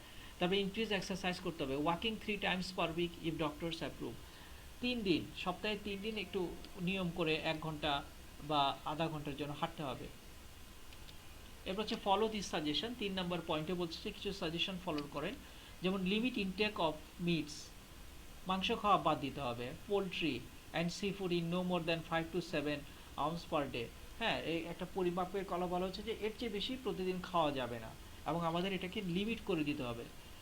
মুরগির মাংস, তারপরে মাংস এবং সামুদ্রিক মাছ, এগুলো কমে দিতে হবে। Use fish, chicken or turkey in most of our main মিলের মধ্যে বলছে মাছ খাইতে, চিকেন ওই যে মুরগির বাচ্চাগুলো, আর turkey in most of our main meal মানে আমার প্রধান খাদ্য। লিমিটিং রেড মিট, লাল মাংসটাকে বাদ দিয়ে দিতে হবে। To 3-4 serving per week. হ্যাঁ, কি করতে হবে, 2-3 বার মাসে 2-3 বার 2-1টা টুকরা খাওয়া যেতে পারে। 3 নম্বর, use low meat dishes or vegetable protein, যে মিটের মধ্যে তোমার লো ক্যালোরি থাকে এটাকে লো মিট বলছে, dishes or vegetable protein dishes such as dried beans or peas for regular entrees. এগুলো হচ্ছে প্রতিদিনের খাবারের মধ্যে আমাদের এই যে শাকসবজি, তারপরে হালকা মাংস, যেগুলো লো ক্যালোরির মাংস আছে, এগুলো আমাদের খেতে হবে। এটাই হচ্ছে সাজেশন, এটা খুব সহজ। দেখো সাজেশনের মধ্যে আরও 2-1টা কথা বলা হচ্ছে এখানে। সাজেশনে বলছে 1-2-3-4-5-6টা। তো আসলে এরপরে বলছে use low fat dairy products 2 cups skim milk daily. হ্যাঁ, স্কিম করা হয় মিল্কটাকে, সেই কি হচ্ছে products 2 cups skim milk daily বলছে যে লো ফ্যাট যেটা। তারপর বলছে limit egg yolk two per week including those in cooking. তো রান্না করে খাওয়া যায়। 1 egg হচ্ছে 274 মিলিগ্রাম কোলেস্টেরল, একটা ডিমের মধ্যে 274 মিলিগ্রাম কি আছে, কোলেস্টেরল আছে। তারপর limit added fat to 5 to 8 teaspoon daily. হ্যাঁ, use soft margarines, vegetable oils, olive oil, যেটা ইন কুকিং এর মধ্যে বলছে যে ভেজিটেবল অয়েল এবং অলিভ অয়েল ব্যবহার করতে। অনেকে আমরা কিন্তু সোয়াবিন খাই, সোয়াবিন খাইতে কিন্তু মানা করা হয়, যে হয় আপনি অলিভ অয়েল খান, অথবা আপনি সূর্যমুখী তেলের কথা বলে, এটা 1 kind of সোয়াবিন। তো এগুলো খাইতে বলা হয় এখন জাস্ট লো ফ্যাটের জন্য, যাতে মানুষ মোটা না হয়ে যায়, আবার তোমার কোলেস্টেরলের মাত্রাটা যাতে না বেড়ে যায়, এখন বলা হয় অলিভ অয়েল খাইতে। অনেকেই খায় এটা। অলিভ অয়েল হচ্ছে 500 টাকা কেজি। আচ্ছা, এরপর আসো আমরা চলে যাই হোয়াট ইজ বিএমআর। এতক্ষণ দেখলাম, এখন দেখবো বিএমআই। এটা হচ্ছে বডি মাস ইন্ডেক্স। বিএমআই তোমরা সবাই জানো, আমাদের প্রত্যেকের মোবাইল ফোনে আছে। হ্যাঁ, হোয়াট ইজ বিএমআই, এটা তোমাদের ছোট প্রশ্নের মধ্যে চলে আসতে পারে। বডি মাস ইন্ডেক্সের মধ্যে আছে the body mass index or Quetelet index is a measure for human body shape based on an individual mass and height. তোমার ইন্ডিভিজুয়ালের মাস এবং হাইটের উপরে, মানে আমার ওজন এবং হাইট এই দুইটারকে ডিভাইড করলে আমরা কি পাবো, আমরা বিএমআইটা পেয়ে যাব। ওই যে বডি মাস ইন্ডেক্স, দেখো বিএমআই হচ্ছে বডি মাস, তোমার আমার বডির ওজন, বডির শেপ, আর আমার হাইট, ওজন, মানে আমার ওজন এবং আমার হাইটকে যদি ভাগ করি তাহলে আমার বিএমআইটা আমি পেয়ে যাব। তারপরে এখানে কিছু সূত্র আছে তোমাদের বই, তোমরা এই বই বডি মাস ইন্ডেক্সের কিছু সূত্র দেয়া আছে। এই যে সূত্রগুলো তোমরা এটা পড়ে নিও। এই ফর্মুলা আছে, ফর্মুলা দেখো, বিএমআই ওয়েট হচ্ছে কেজিতে ভাগযোগ হাইট, যেটা আমি বললাম একটু আগে। তো এই ফর্মুলাগুলো তোমরা একটু দেখে নিও, এটা আমার পড়ানোর কিছু নাই। বিএমআই চার্টটা একটু দেখে নিও। আর এরপরে আসো আমরা চলে যাই nutritional related health problem. Nutritional related health প্রবলেমে চলে যাচ্ছি আমরা।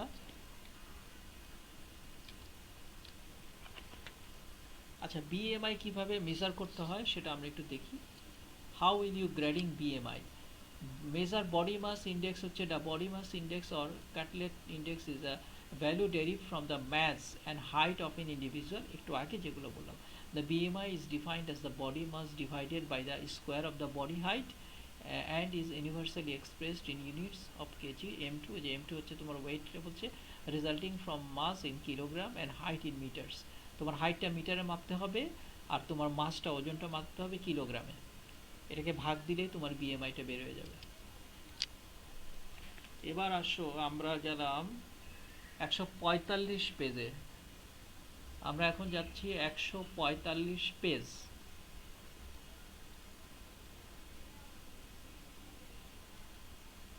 আমার আশেপাশে যে লাইটগুলো জ্বলতে, এগুলো তো সব লাইটের অবস্থা খারাপ হয়ে গেছে, লাইটগুলো টিম টিম করে জ্বলতেছে।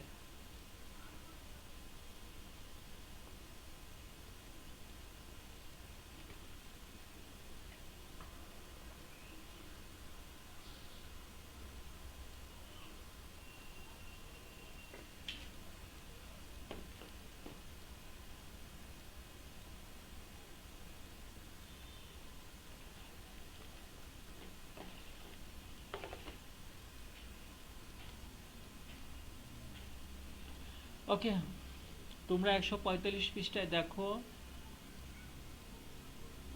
Common major nutritional problem in BD আমাদের বাংলাদেশে। Right down the common nutritional problem in public health.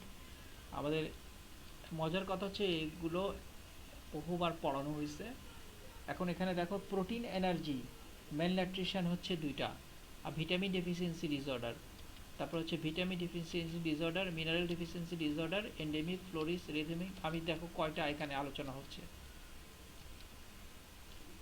এখানে দেখো আলোচনা হচ্ছে, একটা হচ্ছে প্রোটিন এনার্জি ম্যালনিউট্রিশন, একটা হচ্ছে ভিটামিন ডেফিসিয়েন্সি, একটা মিনারেল ডেফিসিয়েন্সি, একটা এন্ডেমিক, ফ্লোরোসিস, একটা ল্যাথিরিজম, আর একটা হচ্ছে লো বার্থ ওয়েট।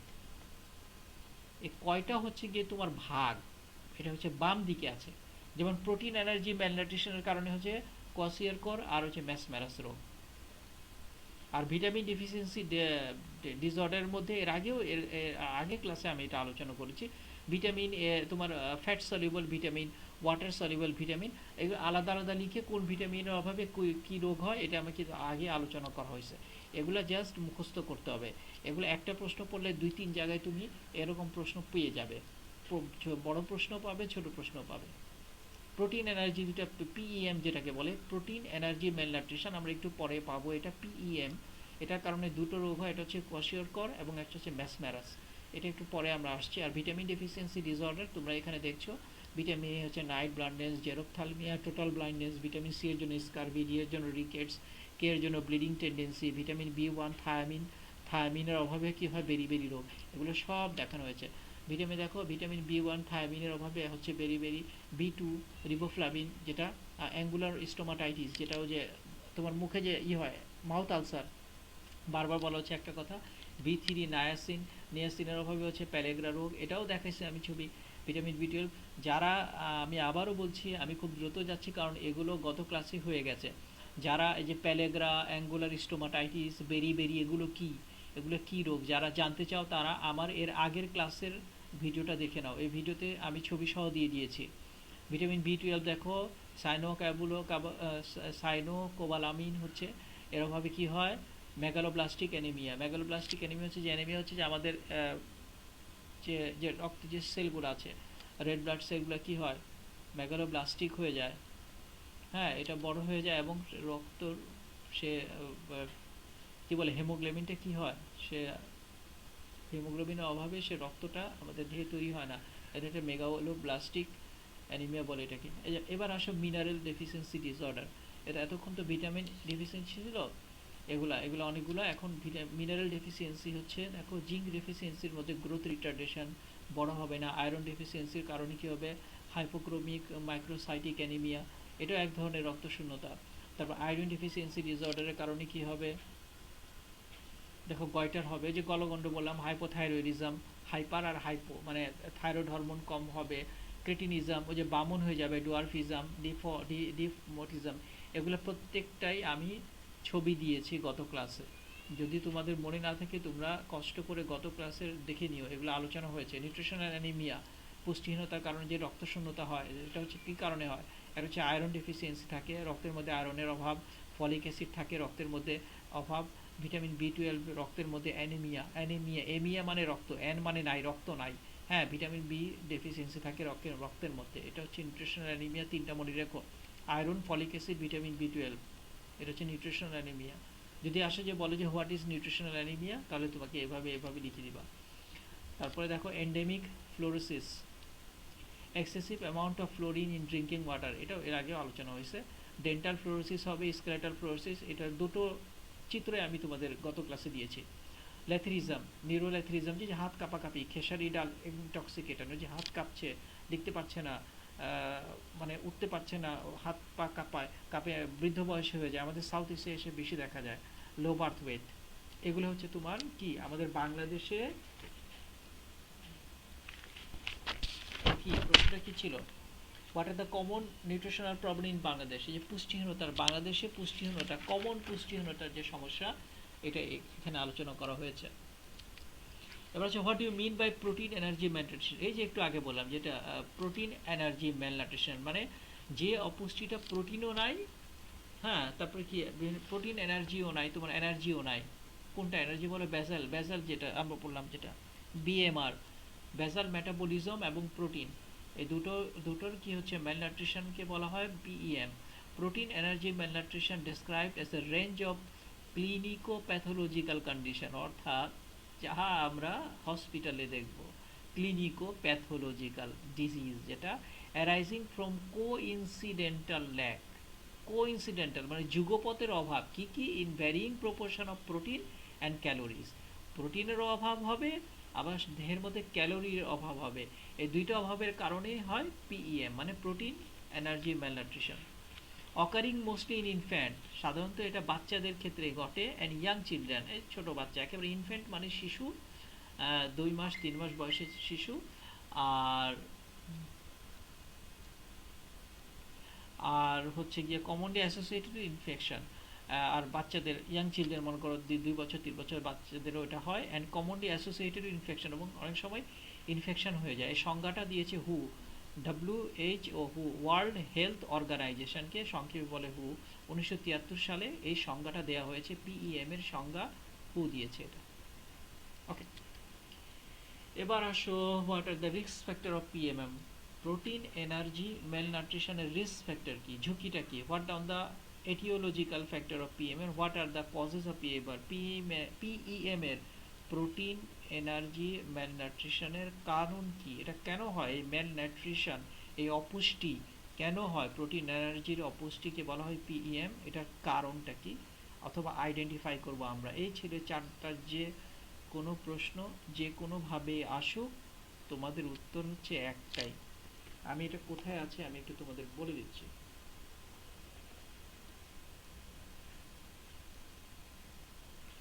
আমি হচ্ছি 147 পেজে আছি, 147 পেজে আছি। এখানে খুব রিস্ক ফ্যাক্টরগুলো খুব চমৎকারভাবে আলোচনা করা হয়েছে, কারণগুলা প্রোটিন এনার্জি ম্যালনিউট্রিশন, এটা মোট 8টা কারণ আছে, 8টার পর আরও 3টা তোমার সাব কজগুলো দেখানো হচ্ছে। হচ্ছে যে কেন হচ্ছে an adequate intake of food gap both in quantity and quality, মানে কোয়ালিটি, ফুডের কোয়ালিটিও ভালো না, কোয়ান্টিটিও নাই। কোয়ালিটি মানে যে যেগুলা পুষ্টি, যেগুলাতে ডায়েট আছে, যেগুলো হচ্ছে যে পুষ্টিকর খাবারও না, আবার অল্প, এই দুইটা হচ্ছে একটা কারণ। 2 নম্বর ইনফেকশন হচ্ছে ডায়রিয়া, রেসপিরেটরি ইনফেকশন, মিজলস মানে হাম, ইন্টেস্টিনাল ওয়ার্ম, ওই যে বাচ্চাদের যে পেটে, তো জানোই কি হয়, কি হয় বাচ্চারা খায় না তোমার, ওই যে কিছু হয়ে যায় পেটের মধ্যে, আমরা বলি না পেটের মধ্যে তোমার ইয়ে আছে, তোমার ওয়ার্ম আছে। তো এগুলো হচ্ছে ইনফেকশনের কারণে হয়। পোর এনভায়রনমেন্টাল কন্ডিশন, মানে যেটা তো জানো আমাদের দরিদ্র দেশে যেটা হয়, পোর এনভায়রনমেন্টাল কন্ডিশন থাকে এখানে।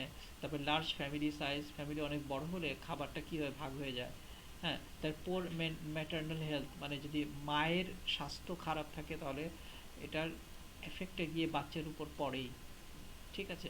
ফেইলার অফ ল্যাকটেশন, অনেক মাই কিন্তু ধরো যে বুকের দুধ খাওয়াতে পারে না, এটা হয় না এই কারণে খাওয়াতে পারে না। 7 নম্বর, premature termination of breast feeding. হ্যাঁ, ওই যে হঠাৎ করে কি হয়, premature termination of breast feeding, হঠাৎ করে বাচ্চাদের বলা হয় যে 6 মাস পর্যন্ত মায়ের বুকের দুধ খাওয়াইতে হবে, তখন কি হয়, তাকে টার্মিনেট করে ফেলে। 1 মাস খাওয়াই, 2 মাস খাওয়াই কি করে বাচ্চাটাকে, আর দুধ খাওয়ায় না। 8 নম্বর হচ্ছে adverse cultural practices relating to child rearing and ওয়্যারিং। আমাদের একটা সংস্কৃতি আছে বাচ্চাদের বড় করার মধ্যে, এবং বাচ্চাদের যে আমরা যে পোশাক পরিধান করাই সেগুলোর মধ্যে আমাদের রিয়ারিংয়ে, লালন পালনে আমাদের কিছু মানে যেটাকে বলা হয় যে কুসংস্কার আছে। যেমন the use of over diluted cow's milk. Over diluted কথাটার মানে হচ্ছে যে গরুর দুধের মধ্যে অনেক কিছু মিশিয়ে তারপরে খাওয়ানো হয়। হ্যাঁ, ওভার ডিলিউটেড করা হয়, একেবারে যে এটা অরিজিনাল যে দুধটা থাকে পানি মেশানো হয়, অনেক সময় বার্লি, সুজি, অনেক কিছু মিলানো হয়, ওভার ডিলিউটেড করে দেওয়া হয়। মানে জিনিসটাকে মানে ওভার ডিলিউটেড কথাটার মানে হচ্ছে যে গুণাগুণটা, পুষ্টি, গরুর দুধের পুষ্টিটা নষ্ট হয়ে যায়। ডিসকার্ডিং কুকিং ওয়াটার ফ্রম সিরিয়াল করা হয়, যতটুকু মানে পানির প্রয়োজন ততটুকু পানি দিয়ে রান্না করা হয় না। ডিলেড সাপ্লিমেন্টারি ফিডিং যেটা হয়, যেটা অনেক সময় দেখা যায় যে কিছু মা তো টার্মিনেট করে দেয় ব্রেস্ট ফিডিংয়ে, আর কিছু মা আছে যে সে 6 মাস বয়স, 1 বছর 2 বছর হয়ে যাচ্ছে, তাকে কিন্তু বুকের দুধ ছাড়া আর অন্য কিছু দিচ্ছে না, সে ডিলেট করে ফেলে সাপ্লিমেন্টারি ফিডিংয়ে। এই সমস্যা এই কয়েকটা কারণ হচ্ছে তোমার risk factor of PMM, protein energy malnutrition, মানে প্রোটিন এবং এনার্জি ম্যাল নিউট্রিশনের রিস্ক ফ্যাক্টরগুলো একটা ছিল। এরপরে প্রিভেন্টিভ, কিভাবে পিএমএম থেকে মানে রক্ষা করা যায়। এই প্রিভেন্টিভ মেজার হচ্ছে এখানে তোমার 149 পৃষ্ঠায়, how will you prevent of PMM, কীভাবে পিএমএম থেকে আমরা প্রিভেন্ট পেতে পারি, রক্ষা পেতে পারি। হ্যাঁ, এটা কি, এটা আবার হু এবং ফাও, দেখো লেখা আছে অ্যাকর্ডিং টু হু, হু মানে ওয়ার্ল্ড হেলথ অর্গানাইজেশন, আর ফাও হচ্ছে food and agriculture organisation, F তে ফুড, এ তে এগ্রিকালচার, ও তে অর্গানাইজেশন, এটা হচ্ছে ফাও, আর এটা হচ্ছে WHO, ওয়ার্ল্ড হেলথ অর্গানাইজেশন। এরা এই জিনিসটা দিয়েছে যে কিভাবে রক্ষা করা যাবে, তারা একটা গাইডলাইন দেয়, এটা পুরো পৃথিবীতে ছড়িয়ে যায়, পুরো পৃথিবী সেটা পায়। এই গাইডলাইনটা আমরা এখন দেখব। 1 নম্বর বলছে হেলথ প্রমোশন, 2 নম্বর বলছে স্পেসিফিক প্রোটেকশন, 3 নম্বর বলছে আর্লি ডায়াগনোসিস ট্রিটমেন্ট, 4 নম্বর বলছে রিহ্যাবিলিটেশন। আমরা একটু এটা বুঝি। হেলথ প্রমোশনটা কি, প্রমোট করা মানে প্রমোট কথাটা মানে তুলে ধরা, কোনো কিছু তুলে ধরা, অর্থাৎ আমার স্বাস্থ্যটাকে ভালো রাখতে হলে আমাকে কি করতে হবে, এটার জন্য যে প্রচারটা হচ্ছে, ডাক্তাররা যেটা বলছে, কমিউনিটি হেলথ যেটা, যেমন তোমাদের উপজেলা পরিষদ যে স্বাস্থ্য সেবা কেন্দ্র আছে, এরা যে স্বাস্থ্য ভালো রাখার জন্য যে প্রচারটা চালাচ্ছে, যে রোগীদের কাছে বা গ্রামে গিয়ে যে প্রচার করছে, বাড়ি বাড়ি গিয়ে বলছে, এটাকে আমরা বলি প্রমোশন করা, প্রমোট করা, একটা জিনিসকে তুলে ধরা। এখানে দেখো কিছু 1 নম্বরে আছে, যেমন education and distribution of supplement to pregnant and lactating women, মানে যে যে যে মহিলাটা গর্ভবতী এবং যে মহিলাটা বুকের দুধ খাওয়াচ্ছে বাচ্চাকে, তাদেরকে কি করতে হবে, তাদেরকে দিতে হবে সাপ্লিমেন্ট, ডিস্ট্রিবিউট করতে হবে এবং তাদেরকে শিক্ষিত করতে হবে, এই সম্পর্কে সচেতন করতে হবে। Promotion of breast feeding, breast ফিডিংয়ের যে উপকারটা কি সেটা নিয়ে তাদেরকে তুলে ধরতে হবে, যে মায়ের বুকের দুধ খাওয়ালে কি হয়। আচ্ছা, এখানে আরেকটা বিষয় আমার হঠাৎ করে মনে পড়ছে, যে শাল দুধ, শাল দুধ নিয়ে কিন্তু মজার একটা, আমাদের কলোস্ট্রাম, যেটাকে ইংরেজিতে বলা হয় কলোস্ট্রাম, কলোস্ট্রাম বোধহয় আমরা পরে পাবো। এই যে শাল দুধ, শাল দুধ নিয়ে কিন্তু আমাদের গ্রামে এবং আমাদের দেশে এত বেশি কুসংস্কার আছে, এবং ওটাকে ফেলে দেওয়া হয়। এবং আচ্ছা, এটা এটা আমাদের আজকের বিষয় না, কলোস্ট্রাম যেহেতু আজকে পড়ছি না, আমরা ব্রেস্ট ফিডিংয়ে থাকি। তারপর হচ্ছে weaning food, low cost and frequent feeding practice. Weaning food হচ্ছে তোমার বাচ্চাকে কি করা হয়, যে সে যে অভ্যস্ত হয়ে গেছে মায়ের বুকের দুধ খাইতে খাইতে, সেখান থেকে বের করার অবস্থায় হচ্ছে ওয়েনিং ফুড, অর্থাৎ মায়ের বুকের দুধের পাশাপাশি তাকে অন্য খাবারে অভ্যস্ত করে হচ্ছে ওয়েনিং বলে। এখানে লো cost and frequent feeding practice করতে হবে, যেগুলো লো কস্ট, যেগুলো খুব সহজে পাওয়া যায়, চিড়া, ডাল, কলা, হ্যাঁ, ভাত, যেগুলো আমাদের চাল আমাদের খুব অ্যাভেলেবেল আছে, এগুলোকে বাচ্চাদেরকে অভ্যস্ত করতে হবে। ফ্যামিলি ডায়েট ইমপ্রুভমেন্ট করতে হবে, এগুলো হচ্ছে প্রমোশনে যাচ্ছে। নিউট্রিশনাল এডুকেশন হচ্ছে promotion of correct feeding practice, মানে কতটুকু খাইতে হবে, ফিডিং প্র্যাকটিসটা কত করতে হবে, এখানে ব্রেস্ট ফিডিং এর কথা বলা হচ্ছে, এটা কারেক্ট ফিডিং প্র্যাকটিসে কতটুকু করতে হবে, যে এটা নিউট্রিশন মানে পুষ্টির যে একটা এডুকেশন দিতে হবে, যে পুষ্টিকর খাবার খান, বা এই ধরনের একটা চার্ট তৈরি করে দিতে হবে। হোম ইকোনমিটাও দেখতে হবে, হোম মানে কিভাবে হোম ইকোনমি কথাটা মানে হচ্ছে আমার আয় কত আমার ব্যয় কত, এই বিষয়গুলো দিয়ে আলোচনা করতে হবে। Family planning on spacing of birth, হ্যাঁ স্পেসিং অফ বার্থ মানে একটা বাচ্চা জন্ম দেওয়ার পরে আরেকটা বাচ্চা আমি কতদিন পর নিব, সেটাকে বলে স্পেসিং অফ বার্থ, মানে কত দিন কত বছর পরে আমি আরেকটা সন্তান নিব, এটাই হচ্ছে স্পেসিং অফ বার্থ। তারপর হচ্ছে ইমপ্রুভমেন্ট অফ ফ্যামিলি এনভায়রনমেন্টকে করতে হবে। এরপর হচ্ছে স্পেসিফিক প্রোটেকশন যেটা হবে সেটা হচ্ছে যে child diet must contain protein and energy rich food দিতে হবে। চাইল্ড ডায়েটের মধ্যে অবশ্যই এনার্জি রিচ ফুড দিতে হবে, প্রোটিন সমৃদ্ধ থাকতে হবে, সাচ এজ মিল্ক থাকবে, ডিম থাকবে এবং টাটকা ফল থাকবে। তারপরে তাকে ইমিউনাইজেশন, তাকে টিকা দিতে হবে জন্মের পর থেকে। তার যে তোমরা মাইক্রোবায়োলজিতে বলছিল যে EPR schedule, EPI expanded programme on immunisation, EPI schedule, এটা বলা হচ্ছে ইমিউনাইজেশন, টিকা দিতে হবে। ফুড ফর্টিফিকেশন করতে হবে, হ্যাঁ ফুড ফর্টিফিকেশন কথাটা মানে হচ্ছে তোমাদের তাজা ফল বা অন্য ধরনের ফলগুলোর সাথে তোমাকে কি করতে হবে, পরিচিত করে দিতে হবে। তবে আর্লি ডায়াগনোসিস অ্যান্ড ট্রিটমেন্টের ক্ষেত্রে হচ্ছে পেরিওডিক সার্ভিলেন্স করতে হবে। তাকে একেবারে তাকে যে জন্মের পর থেকে তোমার হেলথ কার্ডে যখনই দেখা করতে বলবে তখনই যেতে হবে। Early diagnosis of any lag in growth, মানে ল্যাগ যদি তার বাচ্চা বাড়ছে না, বাচ্চার সমস্যা হচ্ছে, তাকে আর্লি ডায়াগনোসিস করতে হবে, সাথে সাথে তাকে ডায়াগনোসিস করতে হবে। তারপরে early diagnosis and treatment of infection and diarrhoea বা কোনো ইনফেকশন হলে খুব সাথে সাথে তাকে ট্রিটমেন্টে যেতে হবে। Development of supplementary feeding programming during epidemic যেমন আমরা এখন এপিডেমিকে আছি, ধরো হঠাৎ করে কলেরা হয়ে গেল, কলেরা বাচ্চাদের প্রচুর হচ্ছে, হাম চলতেছে, হাম হলে দেখা যায় গ্রামে প্রচুর লোকের বাচ্চার হাম হয়, মানে এই ধরনের ভাইরাসজনিত রোগ কিন্তু বাচ্চাদের খুব বেশি কাবু করে, তাদের ইমিউন সিস্টেমটা দুর্বল থাকে। তো এই সময়গুলোকে বলা হয় এপিডেমিক সময়, তখন কি করতে হবে, তাকে সাপ্লিমেন্টারি ফুডিং করাতে হবে। তারপরে deworming of heavily infested children, মানে ডিওয়ার্মিং তো বোঝো, এটাকে করতে হবে হেভিলি ইনফেস্টেড চিলড্রেনকে। আর রিহ্যাবিলিটেশনের মানেটা আমি বলে দিই। রিহ্যাবিলিটেশনের কথাটা মানে পুনর্বাসন। এখানে মেডিকেল এনভায়রনমেন্টে রিহ্যাবিলিটেট কথাটার মানে হচ্ছে যে একজন রোগীকে কিভাবে সুস্থ করে তাকে আবার স্বাভাবিক অবস্থায় নিয়ে যাওয়া, এটাকে বলা হয় রিহ্যাবিলিটেশন। নিউট্রিশন রিহ্যাবিলিটেশন সার্ভিসেস দিতে হবে, পুষ্টিকর খাবার দিয়ে তাকে আবার সুস্থ হসপিটাল ট্রিটমেন্ট দিতে হবে এবং ফলো আপ চেক আপ বা কেয়ারে রাখতে হবে। এই কয়টা বিষয় ছিল। এরপরে আমি আমি তোমাদের একটু বলে নিচ্ছি যে আমি খুব দ্রুত যাচ্ছি, কারণ আমি একটা ক্লাসে অনেকগুলো বিষয় নিয়ে আলোচনা করে ফেলি। তোমরা ধীরে ধীরে ওগুলা দেখে ধীরে ধীরে তোমরা ওগুলো মুখস্থ করে ফেলতে পারো। আর একবারে বসে তোমরা 1 ঘন্টা বা আধা ঘন্টা বা 1 ঘন্টা বসে তোমরা কিন্তু এই বিষয়গুলো সম্পর্কে মোটামুটি একটা আমার ক্লাস থেকে মোটামুটি খুব অ্যাটলিস্ট 70% ধারণা তো তুমি পেয়ে যাবে ক্লাস থেকে। মানে সরাসরি ক্লাস আর লাইভ ক্লাসের মধ্যে পার্থক্য আছে। সরাসরি ক্লাসে যেটা হয় যে তোমাদের সরাসরি ক্লাসে কিন্তু আমি এত এত বিষয় নিয়েও কিন্তু একটা ক্লাসে আলোচনা করাটাও সম্ভব ছিল না, কারণ আমাকে একটা বিষয় নিয়ে তোমাদের কথা শুনতে হবে। এই ক্লাসগুলো হয় ইন্টারেক্টিভ, তুমি বোঝো নাই স্যার আমি বুঝি নাই, আমাকে আবার বলেন এই জায়গাটা কী হবে।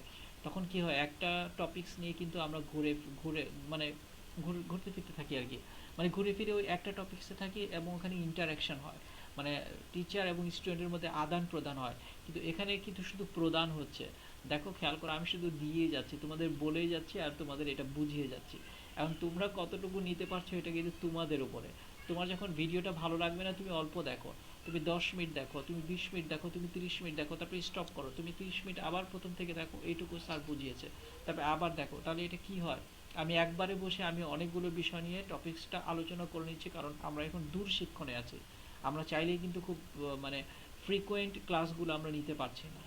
ঠিক আছে, তাহলে আমার আমার বিষয়টা হচ্ছে এখানে যে আমি এই বিষয়গুলো নিয়ে আলোচনা করছি। আমরা বোধহয় শেষ পর্যায়ে আছি, আরও 2-4টা প্রশ্ন আলোচনা করে আজকে শেষ করে দিব। তো তোমাদের উচিত হবে তোমরা যে যেভাবে নিতে পারো আমার ভিডিওটা দেখে যে যেভাবে নিজেকে তৈরি করতে পারো বা যেটা বুঝে নিতে পারো, কারণ তোমার প্রশ্ন করার সুযোগটা এখানে থাকছে না, শুধু আমিই বলে যাচ্ছি। আচ্ছা, এরপরে আমরা যাব ডিসকাস দ্য নার্সিং রেসপন্সিবিলিটিস। হ্যাঁ, যে নার্সদের কি দায় দায়িত্ব আছে, তো ম্যানেজমেন্ট অফ পিএমএম, মানে যেটাকে বলছে প্রোটিন এনার্জি ম্যালনিউট্রিশনের রোগীকে ম্যানেজমেন্ট করতে, রোগীকে ট্রিটমেন্ট দিতে নার্সদের কি লায়াবিলিটিটা আছে, তাদের কি দায় দায়িত্ব আছে। হ্যাঁ, এটাই হচ্ছে গিয়ে প্রশ্নটা খুব ইম্পর্টেন্ট। এখানে প্রশ্নটা পয়েন্ট আকারে না দিয়ে 1 2 3 4 5 6 7 8 9 10 11, 11টা ছোট ছোট ছোট ছোট প্যারা করে দিয়েছে। আমরা একটু বোঝার চেষ্টা করি। পিএম এর উপর প্রশ্ন, nursing responsibilities for the management of PEM. Nursing personnel can provide preventive, curative, and rehabilitative service to the children with PEM at home and hospital. বাসা এবং হসপিটালে কি করতে হবে? প্রিভেন্টিভ, কিউরেটিভ, কেয়ার করতে হবে, রিহ্যাবিলিটেটিভ। রিহ্যাবিলিটেশন একটু আগে বললাম যে রিহ্যাবিলিটেশন হচ্ছে একজন অসুস্থ ব্যক্তিকে চিকিৎসা দিয়ে, সেবা শুশ্রূষা দিয়ে তাকে আবার নর্মাল অবস্থায় নিয়ে যাওয়া, সেটাকে বলা হয় রিহ্যাবিলিটেটিভ বা রিহ্যাবিলিটেশন। হ্যাঁ, the nursing responsibilities include the following, এই যে শুরু হয়ে গেল আমাদের মেইন নাম্বার। প্রথম পয়েন্টটা বলছে assessment of nutritional status of the children with collection of appropriate dietary history including history of breast feeding, ফেনিং, food habits, balance diet, socio economic status, presence of illness etcetera. এটা কী করতে হবে? প্রথমে একটা রোগী আসলে তার ব্রেস্ট ফিডিং কেমন আছে, যে বাচ্চাটা তার উইনিং ব্রেস্ট ফিডিংয়ের পাশাপাশি অন্য খাবারের অভ্যাস দেওয়া হচ্ছে কি না, ফুড হ্যাবিটসটা কী, ব্যালেন্স ডায়েটটা কী, তার আর্থিক সামাজিক অর্থনৈতিক অবস্থা কী, হ্যাঁ, তার প্রেজেন্স অফ পেইনেস, তার বর্তমানে কী সমস্যা আছে, এগুলো তাকে অ্যাসেসমেন্ট করতে হবে একজন নার্সকে। Physical examination and anthropometric assessment. Anthropometric assessment এর আগের ক্লাসে হয়েছে, মানে টপ টু বটম, মানে মাথা থেকে পা পর্যন্ত যে অ্যাসেসমেন্টকে বলা হয় anthropometric assessment, also important to detect the nutritional deficiency states. এগুলা তোমাকে তার পুষ্টির স্টেটটা কি, তার পুষ্টি কোথায়, তার অপুষ্টি আছে, তার সেই অবস্থানটাকে তুমি যখন অ্যানথ্রোপোমেট্রিক অ্যাসেসমেন্ট করবা, পা থেকে মাথা পর্যন্ত যখন অ্যাসেসমেন্ট করবা, তখন এটা আমরা বুঝে ফেলবো।